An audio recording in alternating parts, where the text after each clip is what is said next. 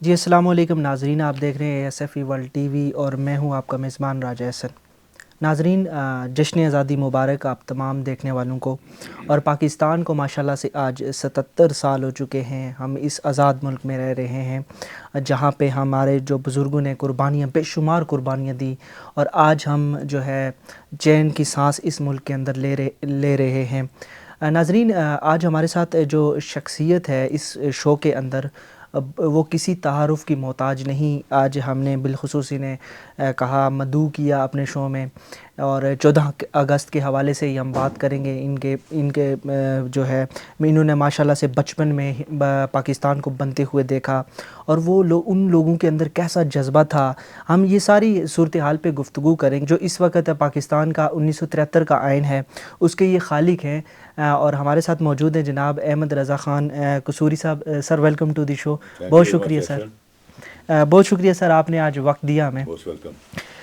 سر، سب سے پہلے ہم جو اپنے ناظرین کو بھی بتاتے چلیں کہ آج جو ہے جو ہمارا ٹاپک ہوگا یا جس کے ارد گرد ہم گفتگو کریں گے کہ ناظرین 14 اگست جو ہے بیسیکلی وہ اس دور میں جو ہے کس طرح منایا جاتا تھا، اور آج جو ہے کس طرح منایا جا رہا ہے۔ اس کے علاوہ جو ہے آج سے 10 سے 15 سال پہلے پیچھے ہم دیکھیں 14 اگست کو کس طرح، کس خوشی سے سیلیبریٹ کیا جاتا تھا، اور آج کس طرح اس کو منایا جا رہا ہے۔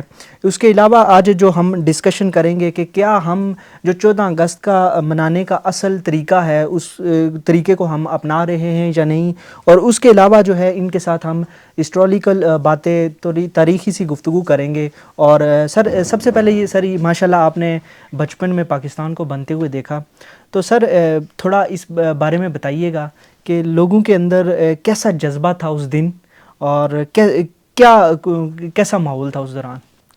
دیکھیں کہ پارٹیشن کے بعد جب پاپولیشن کا انخلا ہوا ہے، ہندوستان سے لوگ پاکستان میں آئے ہیں، تو دنیا کا سب سے جو زیادہ قتل و غارت ہوئی ہے وہ پاکستان بننے کے بعد ہوئی ہے۔ لاکھوں کا ملین سے زیادہ لوگ جو تھے وہ اپنے پاکستان آتے ہوئے شہید کر دیے گئے۔ وہ ایک عجیب سا جذبہ تھا، کیونکہ ہم لوگ قصور کے رہنے والے ہیں، اور قصور فیروز پور کے بعد 15 میل کے بعد پہلا اسٹیشن تھا پاکستان کا، اور وہاں پہلی کیمپنگ وہیں ہوتی تھی۔ پھر سیکنڈ ہالٹ جو ہوتا تھا، جو قافلے ادھر سے آتے تھے ان کا پھر لاہور میں ہوتا تھا، لیکن پہلا ہالٹ ان کا ہوتا تھا قصور میں ہوتا تھا۔ تو بے یار و مددگار سی کوئی حکومت پاکستان کے پاس ریسورسز بھی نہیں تھے، نہ کوئی اس زمانے میں کوئی انٹرنیشنل ایجنسیز ہوتی تھیں کہ وہ اپنے آ جاتی حصہ لینے کے لیے اور اپنی کنٹریبیوشن دیتی۔ تو پاکستان سنگل ہینڈڈلی اتنے بڑے انخلا کو مینٹین کر رہا تھا۔ تو مثلاً قصور ہی میں بتاتا ہوں، قصور میں ڈاکٹر ہی کوئی نہیں تھا، دیر واز نو ڈاکٹر۔ اور میرے بڑے بھائی جو میرے بعد قومی اسمبلی کے ممبر بنے، خضر حیات خان صاحب، تو وہ اس زمانے میں میٹرک میں پڑھتے تھے، اور یہ ہائیجین فزیولوجی کا ان کا سبجیکٹ تھا، تو ان کو کوئی پٹی وٹی یہ سارا لگانی آتی تھی۔ تو انہوں نے باقاعدہ ایک ہاسپٹل کھولا ہوا تھا ہماری حویلی کے اندر، کوئی تقریباً 3-4 ہزار بندہ جو تھا، جس کو میرا بھائی ان کو لک آفٹر کر رہا تھا اور اپنے ہاتھوں سے ان کے کیڑے نکالتا تھا، ان کے زخم صاف کرتا تھا، اور کئی ہیضہ بھی پھیلا ہوا تھا، اور ہیضے میں کئی لوگ مر بھی رہے تھے۔ تو مجھے یاد ہے کہ اس زمانے میں راجہ غضنفر علی خان جو کہ وزیر مہاجرین تھے، وہ قصور آئے، اور ان کو جب ڈسٹرکٹ ایڈمنسٹریشن نے بتایا کہ جناب یہاں ایک نواب محمد احمد خان صاحب کا جو بیٹا ہے، از اے ینگ بوائے، اس نے ہاسپٹل کھولا ہوا ہے، کیونکہ قصور میں ہاسپٹل ڈاکٹر ہی کوئی نہیں، تو اس کو آپ ضرور ملیں۔ تو وہ پھر راجہ صاحب آئے، ملنے آئے۔ تو وہ جب تصویر کا وقت آیا، ساتھ ان کے میڈیا تھا، پریس تھی، جب تصویر کا وقت آیا تو میرا بھائی جو تھا وہ تصویر سے باہر نکل گیا اسی. تو راجہ صاحب نے جو وزیر تھے مرکزی حکومت کے، انہوں نے کہا کہ بیٹا ہم تو آپ کے لیے آئے ہیں. تو اس نے کہا بڑی مہربانی اسی آپ تشریف لائے ہیں، میں یہ جو کام کر رہا ہوں میرا دعا ہے کہ میری تصویر اللہ کے ہاں چھپ جائے تھی. میں ان تصویروں کے لیے کام نہیں کر رہا، میں جو کام کر رہا ہوں وہ اللہ کو کی خوشنودی کے لیے کر رہا ہوں. تو یہ ایک جذبہ تھا. اور میرے جو والد مرحوم تھے وہ اپنا سول اور ملٹری ایڈمنسٹریشن کے درمیان ایک لیزاں افسر تھے اسی. اور جتنے بھی آ رہے تھے اپنے قافلے ہندوستان سے پاکستان یا پاکستان سے انڈیا جا رہے تھے، وہ ان کی جو سپرویژن میں جاتے تھے. تو وہ روز چیزیں دیکھتے تھے. ایک دن وہ آئے میرے والد اور انہوں نے ہچکیاں مار کے رونا شروع کر دیا تھی. اور میری والدہ ان کو سنبھالنے کی کوشش کر رہی تھیں. تو وہ روتے رہے اور پھر انہوں نے قصہ بیان کیا کہ آج ریلوے اسٹیشن قصور پہ ایک ٹرین آئی جس میں تمام کے تمام لوگ جو تھے وہ شہید ہو چکے تھے اور ڈبوں میں خون ہی خون تھا. تو ایک بچہ جو تھا وہ اپنی ماں جس کا گلا کٹ چکا اس کا دودھ پی رہا تھا. تو وہ میرے باپ نے جب دیکھا تو ان سے جذبات پر قابو نہ کیا گیا اور گھر آ کے اتنا روئے. تو یہ سارا سلسلہ تھا. پھر ایک دن وہ جا رہے تھے اپنا بارڈر کی طرف اور 5-6 ٹرک جو تھے وہ اپنے بستروں کے اور یہ لے کے جا رہے تھے. تو جب ستلج کے دریا کے قریب پہنچے تو وہاں جو سرکنڈے تھے اس میں سے آواز آ رہی تھی ہائے ہائے ہائے. تو جب میرے والد وہاں پہنچے تو ایک عورت نے بچے کو جنم دیا ہوا تھا اور وہ سردی میں ٹھٹھری سی تھی. تو اس کو جب میرے والد نے ایک اس کی رضائی اس کے نیچے ڈالی، ایک اوپر ڈالی اور اس کو سارا کور کیا، گرم دودھ گاؤں سے ساتھ منگوا پلایا. تو اس قسم کے بہت سارے ہم قصے اپنے والد سے سنتے تھے جو کہ ڈائریکٹ ہمیں انفارمیشن ہوتی تھی کیونکہ وہ انوالوڈ تھے. اس میں جو ہمارے ہاں ایک ہی ریجمنٹ تھی اور اس کی بھی پوری ریجمنٹ کچھ بٹالینس تھیں.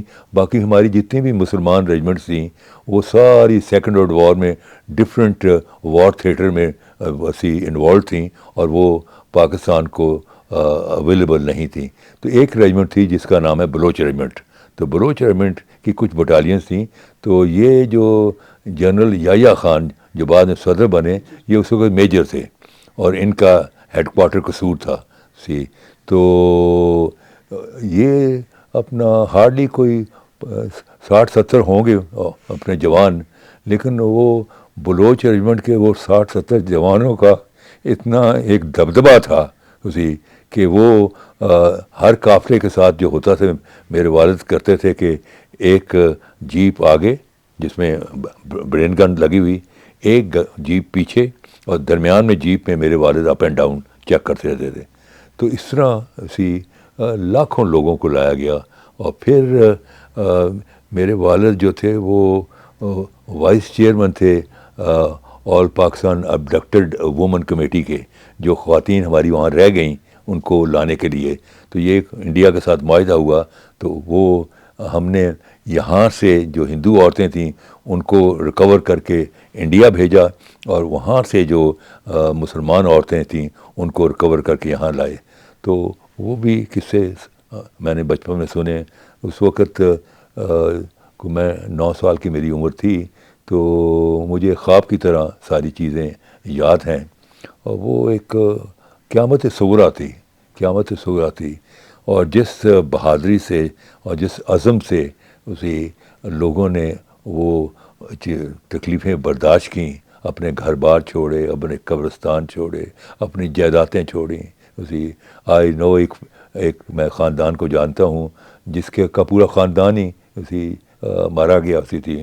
اور یہ جو تھے جو تھے اپنے، ان کا نام تھا بشیر شاہ، وہ اور ان کے بہن بھائی وہ بچے تھے، وہ اپنے ننہال دلی میں گئے ہوئے تھے. تو ان کا بہت بڑا گاؤں تھا، سید فیملی تھی اور پورا گاؤں ان کا تھا. وہاں سکھوں نے حملہ کیا تو ان کی فیملی جو ہے وہ لڑتی رہی اسی، اور آخر میں انہوں نے پہلے اپنی خواتین کو مارا شہید کہ تاکہ وہ سکھوں کے بعد، اور پھر وہ لڑتے لڑتے مارے گئے. تو ایسی، یہ تو میں ایک کہانی سنا رہا ہوں، ایسی سینکڑوں کہانیاں ہیں جو کہ دل کو ہلا کے رکھ دیتی ہیں. تو یہ میں اس لیے بتا رہا ہوں کہ اس جو ہماری اس وقت نوجوان قوم ہے ان کو پتہ لگے کہ یہ ملک کتنا مہنگا ملک ہے، کتنی عظیم قربانیوں سے یہ ملک بنایا گیا، اور اس کو آج سنبھالنا، اس کو استحکام دینا، اس کی سربلندی، اس کی خوشحالی اب آپ لوگوں کے ہاتھ میں ہے. آپ نے اس کو لے کے چلنا ہے، اور یہ اس کو آپ سمجھیے کہ یہ اللہ کا تحفہ ہے، کیونکہ اس کے بنانے میں ایک روحانی ہیٹرک ہے. کرکٹ میں ہیٹرک اسے کہتے ہیں جب آپ 3 بالوں میں 3 وکٹیں لیں، تو ایک بہت بڑا انٹرنیشنل ایک فیٹ ہوتا ہے تھی. تو یہاں جو ایک روحانی ہیٹرک کیسے ہے کہ اللہ تعالیٰ نے پاکستان کو بنانے کے لیے جو دن چنا تو جمعے کا دن چنا، اور جو مہینہ چنا تو رمضان کا چنا، اور جو رات چنی 27ویں کی رات، نزول قرآن کی رات. یہ ایسے اتفاقاً نہیں ہے، کیونکہ اللہ تعالیٰ کے ہر سگنل میں کوئی نہ کوئی ایسی مہنے ہوتی ہے، ایسی تھی.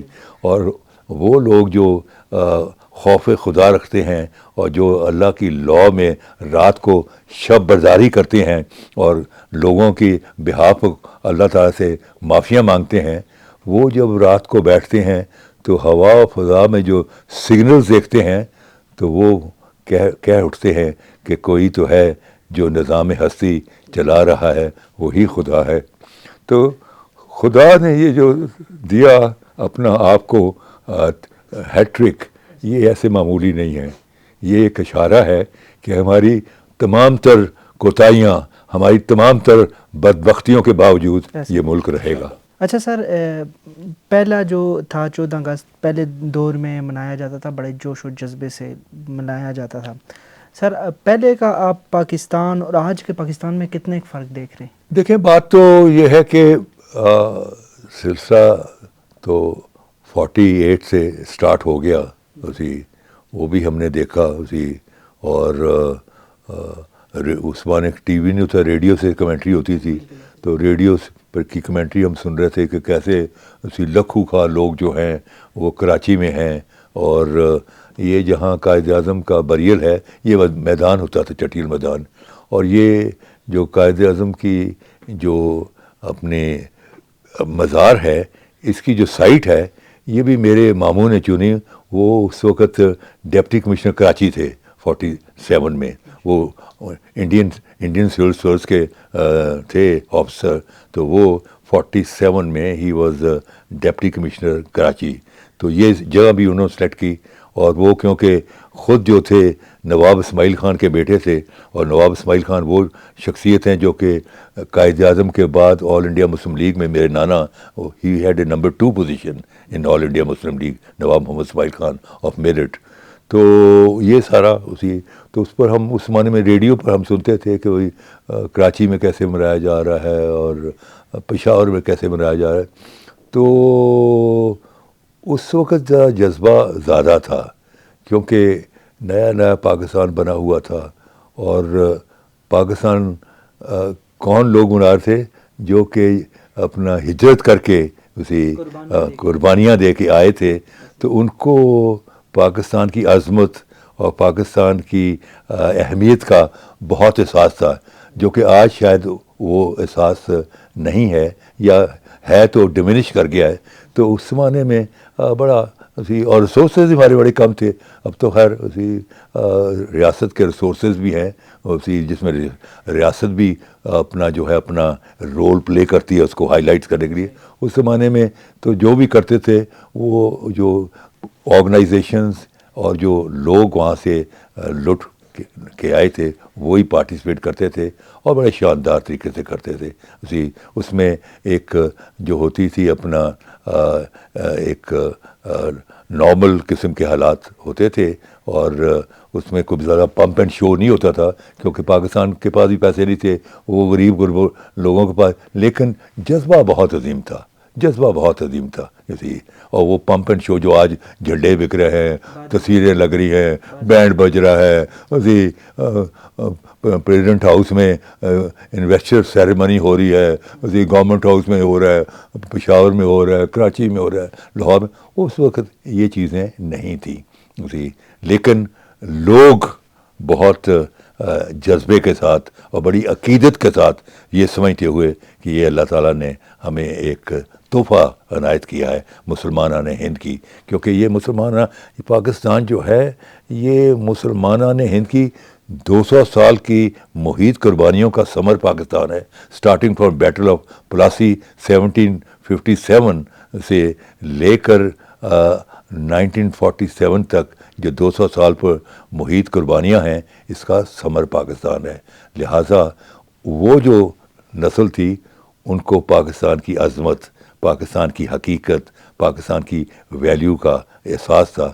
آج تھوڑا سا وہ ڈمینش کر گیا ہے, اس لیے ڈمینش کر گیا کہ وہ نہ ڈسپلن ہے, اسی سرکاری افسر میں وہ جذبہ نہیں ہے, کاروباری میں اسی وہ بلیک مارکیٹنگ کر رہا ہے, وہ لوگوں کے لہو سے پیسے کما رہا ہے, اسی سیاستدانوں میں وہ خائن ہیں, چور و چکے ہیں, اس ملک کو لوٹ رہے ہیں.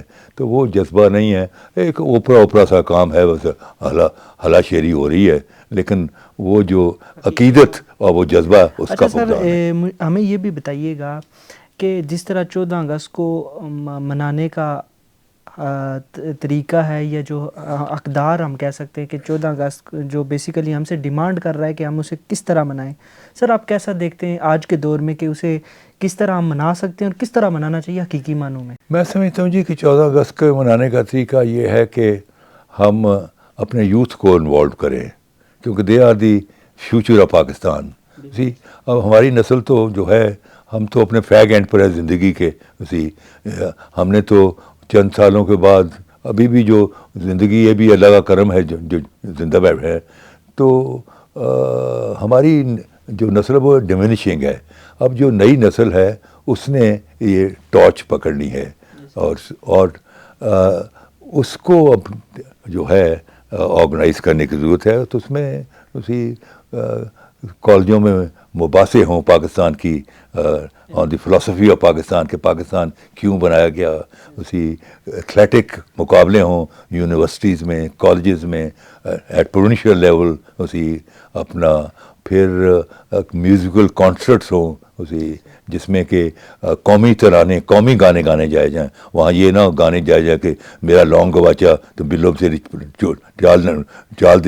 بلو تیری چال دیکھنی, اس قسم کے گانے جو ہے بیکار قسم کے نہیں. وہاں قومی نوعیت کے گانے ہوں اور پھر جو ہے ریاست اس میں بھرپور حصہ لے اور فوج کی پریڈ ہو. اسی ہمارے ہاں اب 23 کو ہوتی ہے, 14 اگست کو نہیں ہوتی ہے, اس لیے تو 14 اگست ہے اسی کہ 14 اگست کو جو ہے پاکستان باز وجود میں آیا.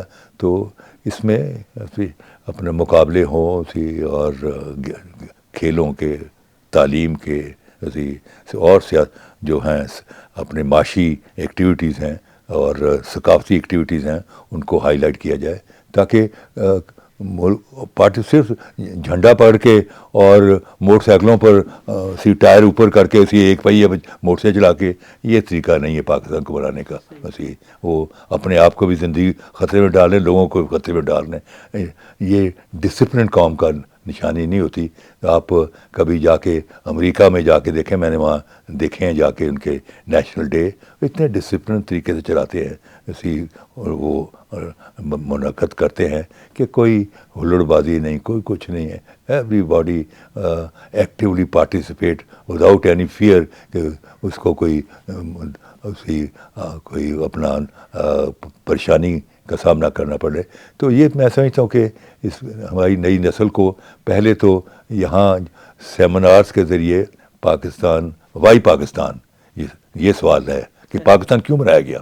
آفٹر آل 1000 سال سے مسلمان ہندوستان میں یہاں رہ رہے تھے, تو کیا ضرورت پڑ گئی, کیوں ٹو نیشن تھیوری بنائی گئی, کیوں یہ کہا گیا کہ یہ ہندو اور مسلمان جو دو دھارے ہیں ان کا ہندوستان میں کہیں سنگم نے نظر نہیں آتا, لہذا ہمیں ایک اپنا مملکت چاہیے جہاں اپنے ہم تاریخ کو, اپنے کلچر کو, اپنے مذہب کو پروٹیکٹ کر سکیں.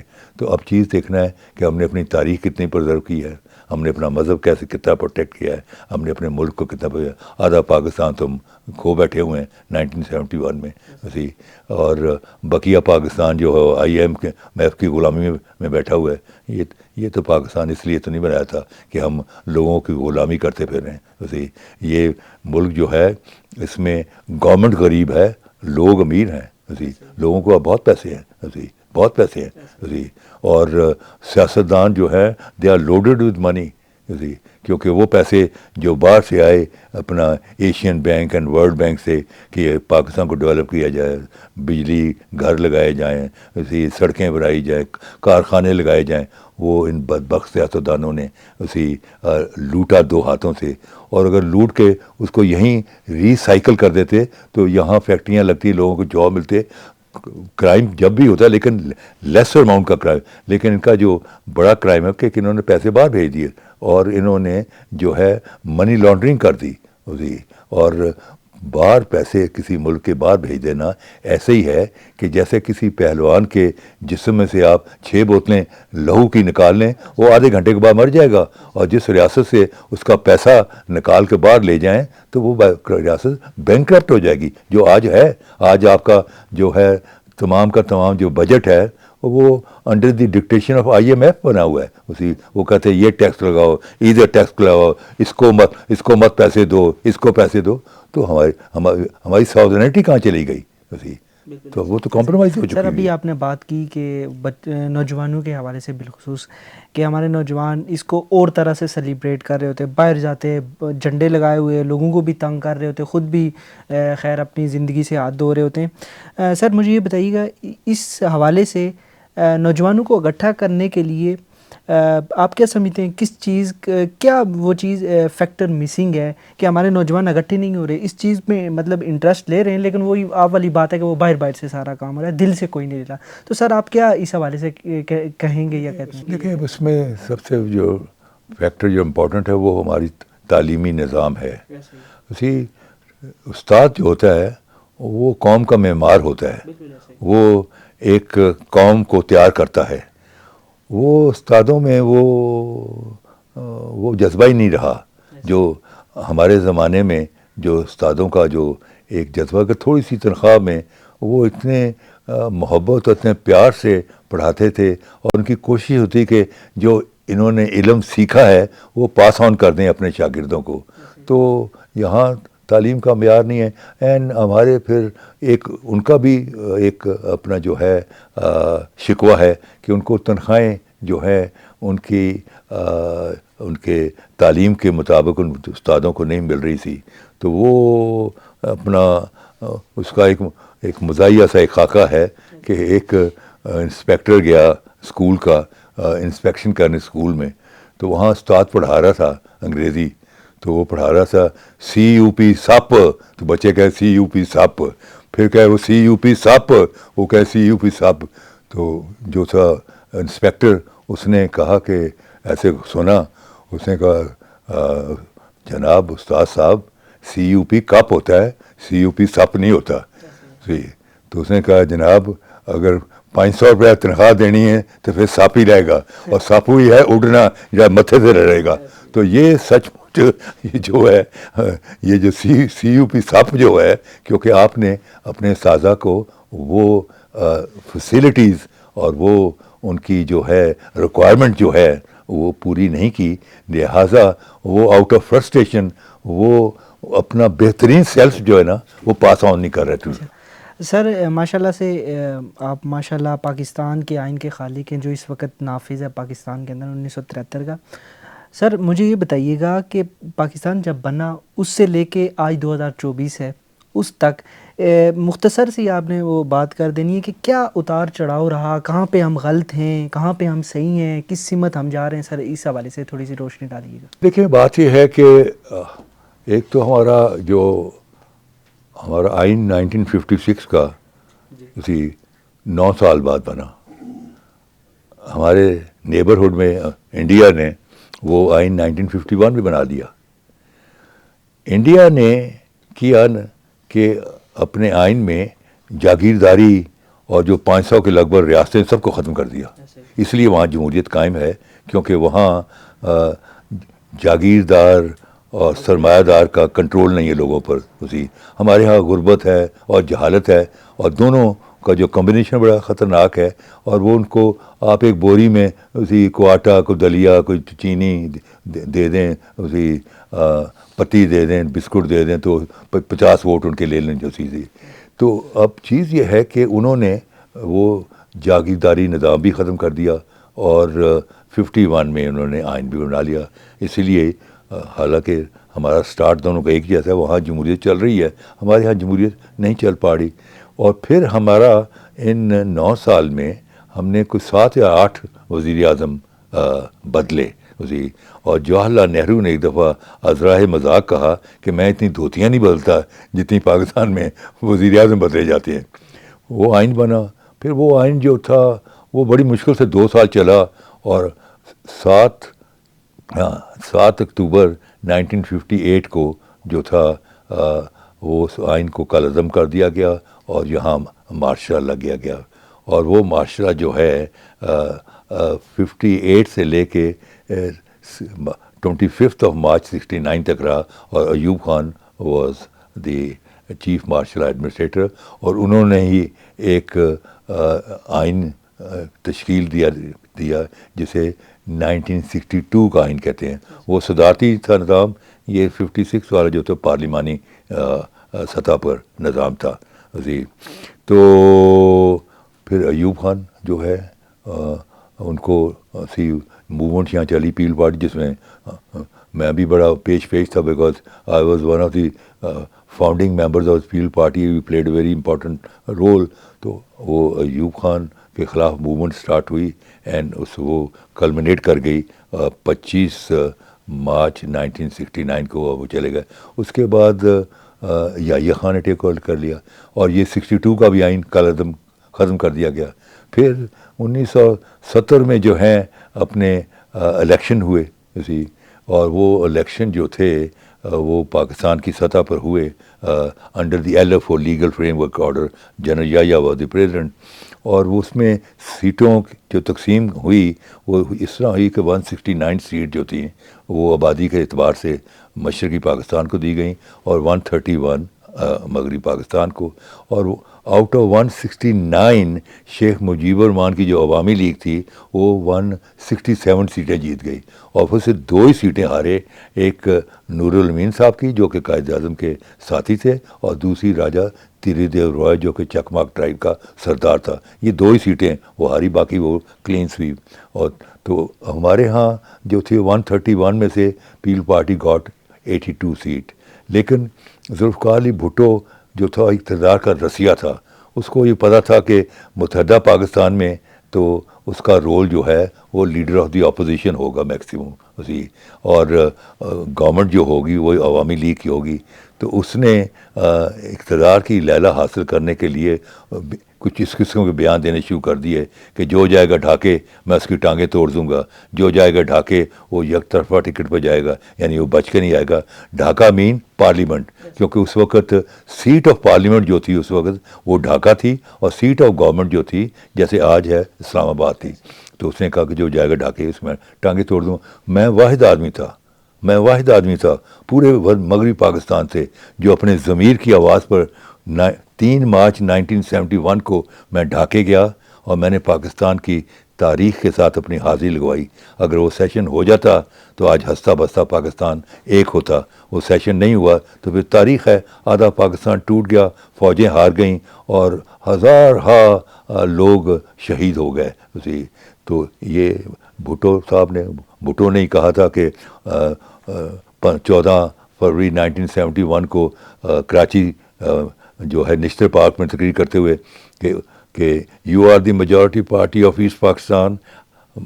شیخ مجیب الرحمان کو کہا you are the majority party of East Pakistan, I am the majority party of West Pakistan, therefore separate transfer power in East Pakistan and separate transfer power in West Pakistan.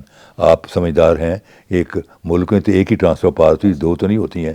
تو جس کی بعد میں سرخی لگائی گئی, اپنا اردو کا ایک اخبار ہوتا تھا اپنا, اس میں عبداللہ ملک اس کے ایڈیٹر تھے, اور اطہر جو تھا اس کا رپورٹر تھا.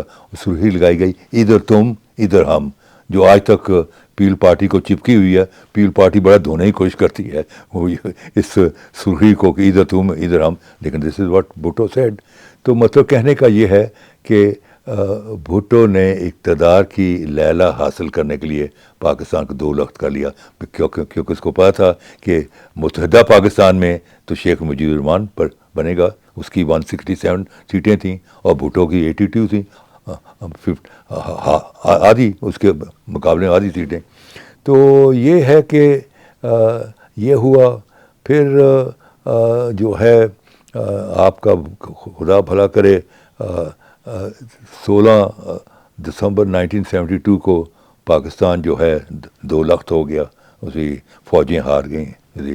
پھر 20 دسمبر کو جو ہے یہاں ٹرانسفر پار ہوا تھرو اے لیٹر, ایک خط کے ذریعے, اسی that became instrument of power, اس کے ذریعے ٹرانسفر پار ہوئی. اور بھٹو جو ہے وہ ملک کا پریزیڈنٹ بھی بن گیا اور چیف مارشل ایڈمنسٹریٹر بن گیا.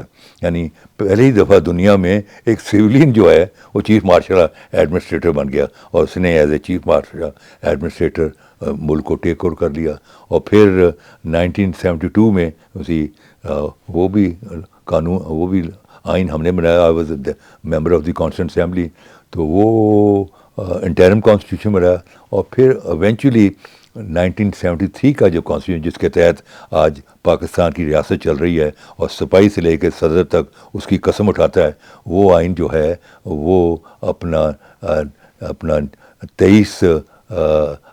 14 اگست 1973 کو نافذ عمل ہوا. تو یہ پاکستان کی جو ہے کانسٹیٹیوشنل ہے, اور ہم نے کانسٹیٹیوشن بنائے, ان کو ختم کیا. وجہ یہ ہے کہ ہم صحیح پولیٹیشین پیدا نہیں کر پائے.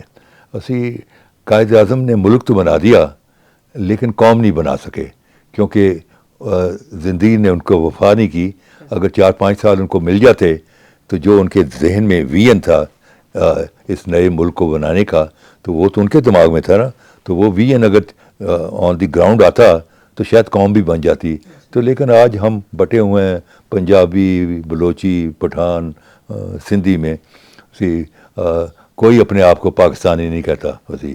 تو ابھی تک ہم قوم نہیں بنے ہوئے. اور پھر آگے پنجاب کو بھی دیکھ لیجئے, آگے کیسے بٹے ہوئے ہیں کہ یہ رائیوں کی سیٹ ہے, یہ گجروں کی ہے, یہ جاٹوں کی ہے, یہ کشمیریوں کی ہے, یہ راؤس کی ہے.